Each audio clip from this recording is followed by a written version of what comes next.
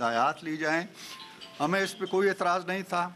हमने उन्हें कहा जी कि आपको हम यकीनन ये सहूलत फ़राहम करेंगे, आप खान साहब से मिलें, उनसे मुशावरत करें, उनसे रहनुमाई लें, गाइडेंस लें। उन्होंने कहा जी कि ये सारा कुछ करने के बाद हम जो तीसरी मीटिंग होगी उसके अंदर अपने तहरीरी मुतालबात या चार्टर ऑफ डिमांड्स जो है वो लेके आएंगे।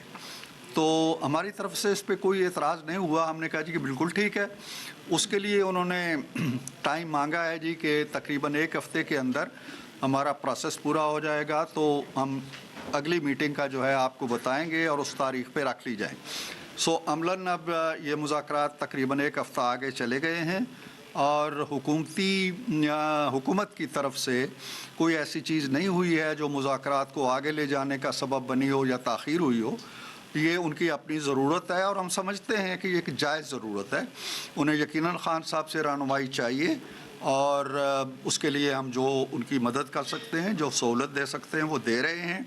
और हम तवक्को रखते हैं कि अगली दफ़ा जब वो आएंगे तो अपनी सॉलिड डिमांड्स को तहरीरी शक्ल के अंदर, ब्लैक एंड वाइट के अंदर, जैसा कि आज उन्होंने कमिट किया है, वो लेके आएंगे ताकि हम रस्मी तरीके से और एक तो वो बताएं और ये बताना पसंद करेंगे कि क्या ये टॉक जो है इनको पीटीआई डिक्टेट कर रही है।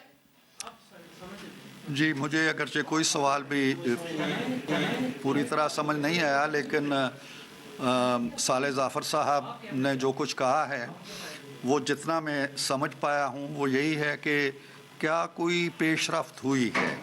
देखें, जब मुज़ाकरात हो रहे होते हैं, मेरे बहुत ही अज़ीज़ दोस्त हैं, बड़े कोना मश्क सहाफ़ी हैं और बड़ा नशेब व फ़राज़ देखा हुआ है इन्होंने, ये जानते हैं कि जब मुज़ाकरात हो रहे होते हैं तो उन मुज़ाकरात का जारी रहना ही बहुत बड़ी पेशरफ्त होती है। अगर वो मुज़ाकरात नहीं टूटते और किसी न किसी कच्ची पक्की डोर के साथ आगे चलते रहते हैं तो उससे अच्छे नताइज की तवक्को रखनी चाहिए। आज मैं समझता हूँ कि उनकी तरफ से जो गुफ्तगू की गई है उसके अंदर कोई ऐसी चीज़ नहीं थी जिसमें बहुत ज़्यादा तलख़ी पाई जाती हो या करख्त लहजा हो। उन्होंने बहुत सी चीज़ों को अप्रिशिएट किया और ये भी कहा कि जी हमें जमहूरियत की ऐसी चीज़ नहीं थी जिसमें बहुत ज़्यादा तलख़ी पाई जाती हो या करख्त लहजा हो। उन्होंने बहुत सी चीज़ों को अप्रिशिएट किया और ये भी कहा कि जी हमें जमहूरियत के इस्तेकाम के लिए, मईशत के इस्तेकाम के लिए मिलजुल के अपना किरदार अदा करना है। तो मैं समझता हूँ कि सिर्फ़ इस स्पिरिट का होना कम अज़ कम फ़िल वक्त एक मुस्बत पेशरफ्त है। मुल्क के दीगर मसाइल भी हैं, नौजवान तबका मुल्क से बाहर जा रहा है। आपने अभी यूनाइटेड के हादसा भी देखा। क्या हम सिर्फ सियासत करेंगे या नौजवानों के लिए कुछ करेंगे? मैं नहीं समझता हूँ कि इस सवाल का ताल्लुक़ हमारे आज के मुज़ाकरात से है। यकीनन ये मुज़ाकरात भी जो हो रहे हैं इनके पेश नज़र भी यही है कि मुल्क के हालात जो हैं उनके अंदर एक ठहराव आए और मुल्क आगे बढ़े, जो कि अल्लाह के फजल व करम से बहरहाल आगे बढ़ रहा है। लेकिन ये जो आप कह रहे हैं इस तरह के मामलात आज नहीं हैं, बरसा बरस से पेश हैं हमें। जब तक हमारी मईशत मुस्तहकम नहीं होगी, जब तक नौजवानों के लिए मौक़े नहीं निकलेंगे और जब तक नौजवानों के लिए एक समत का तयन नहीं कर दिया जाएगा तो ये इशूज़ रहेंगे। 6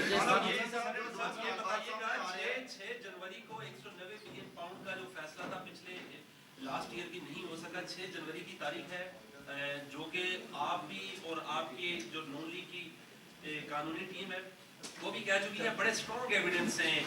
वफाकी वज़रा भी कह रहे हैं कि इमरान खान को सज़ा हो जाएगी और 14 साल के ट्वीट आ रहे हैं। तो अगर सज़ा हो जाती है मंडे को तो मुज़ाकरात समझ तो कुछ बैकफुट पे तो नहीं चले जाएगा ये सब? देखिए, हम पहली जो हमारी मीटिंग थी उसमें हमने चंद चीज़ें तय की थी आपस में। एक ये कि जो बाहर के अवामिल हैं, बाहर के मामलात हैं, बाहर की तब्दीलियाँ हैं, चाहे वो मुकदमात हैं, चाहे उनके फ़ैसले हैं, चाहे वो सज़ाएँ हैं, चाहे वो बरीयत है, चाहे वो किसी का बयान है, चाहे वो किसी का टॉक शो है, हम उन चीज़ों को अहमियत नहीं देंगे।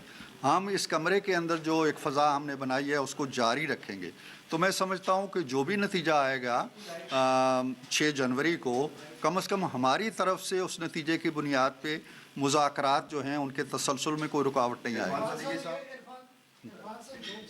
एक तो ये बताएं कि जो उन्होंने सिविल नाफरमानी की तहरीक और रेमिटेंस रोकने की एक तहरीक की अनाउंसमेंट की है, क्या उन्होंने वापस लेने की यकीन दहानी कराई है या उसको डेफर? दूसरा सवाल ये है کہ آپ کیا سمجھتے ہیں جب ڈیمانڈز آ گئی ہیں زبانی بھی ہوتی ہیں ضروری بھی ہو جاتا ہے تو پھر ایک ہفتہ کیوں ڈیلے کیا گیا اور آپ کیا سمجھتے ہیں کہ اگر یہی فائنل 2 ڈیمانڈ ہوگی یا تحریری طور پر مزید بھی کچھ آ سکتا ہے؟ دیکھیں نا، جہاں تک آپ کے دوسرے سوال کا تعلق ہے، یہ ہماری طرف سے کچھ نہیں، ایک ہفتہ آگے لے جائیں، یہ ان کی ڈیمانڈ ہے جنہوں نے مطالبات لے کے آنے ہیں۔ ہو سکتا ہے کہ وہ ان مطالبات میں مزید تراش خراش کرنا چاہتے ہوں، نئے سرے سے کوئی ترجیحات بنانا چاہتے ہوں۔ مجھے نہیں معلوم کہ ان کے پیش نظر کوئی بات ایسی ہوئی ہوگی کہ جس کے پیش نظر وہ چاہتے ہیں کہ معاملہ 6-7 دن آگے چلا جائے۔ ہماری طرف سے نہیں ہے، ہماری طرف سے مطالبات آئے ہوتے تو پھر ہم کہتے جی کہ ان مطالبات پہ غور کرنے کے لیے، اپنی لیڈرشپ کے پاس لے جانے کے لیے، وکلاء سے مشورہ کرنے کے لیے ہمیں اتنا ٹائم چاہیے۔ اس کی نوبت نہیں آئی۔ ابھی آپ یوں جانیے کہ جو گیند ہے وہ انہی کے کورٹ میں ہے۔ پہلا سوال کیا تھا آپ کا؟ دوسرا تھا کہ جو ریمیٹنسز ہیں وہ سلسلے ہاں، وہ اس سلسلے میں نہ ہم نے کوئی ضمانت چاہیے ان سے، نہ ہم نے کوئی گلہ کیا ہے ان سے، نہ ہم نے ان سے کہا ہے جی کہ آپ یہ کال واپس لیں۔ یہ ان کی ثواب دید پہ ہم نے چھوڑا ہوا ہے۔ وہ اگر اس کو مناسب سمجھتے ہیں کہ مذاکرات بھی چلتے رہیں، سول نافرمانی بھی چلتی رہے، پاکستان کی معیشت کو روکنے کے لیے وہ جو اقدامات کرنا چاہتے ہیں وہ بھی کرتے رہیں، یہ ہم ان پہ چھوڑتے ہیں۔ ہم نے کوئی مطالبہ نہیں کیا کہ جی اس کال کو واپس لیں۔ عرفان صدیقی صاحب، جو 2 مطالبات، جو بڑے مطالبات سامنے آ رہے ہیں، ایک تو جوڈیشل کمیشن کے حوالے سے اور ایک بانی پہ امام جو سیاسی قیدی ہیں، اس پر آپ ایک سینئر سیاستدان ہیں، پاکستان کے آئین اور قانون میں کیا اس طرح کی کوئی گنجائش موجود ہے؟ کیا کامنٹ کریں گے؟ دیکھیے، مطالبات آنے کے بعد ہم یقیناً دیکھیں گے، لیکن آپ اگر چاہتے ہیں کہ میں کمیٹی کے رکن سے ہٹ کے آپ نے سیاست کا ذکر کیا، ہمیں یہ دیکھنا ہوگا کہ کیا پاکستان کی ہسٹری میں ایسا ہوا ہے کہ کسی ایگزیکٹو آرڈر سے قیدیوں کی سزائیں ختم ہوئی ہوں۔ ہمارے ہاں مجھے کم از کم ایسا کوئی واقعہ یاد نہیں آتا ہے۔ ایک واقعہ بیان کیا جاتا ہے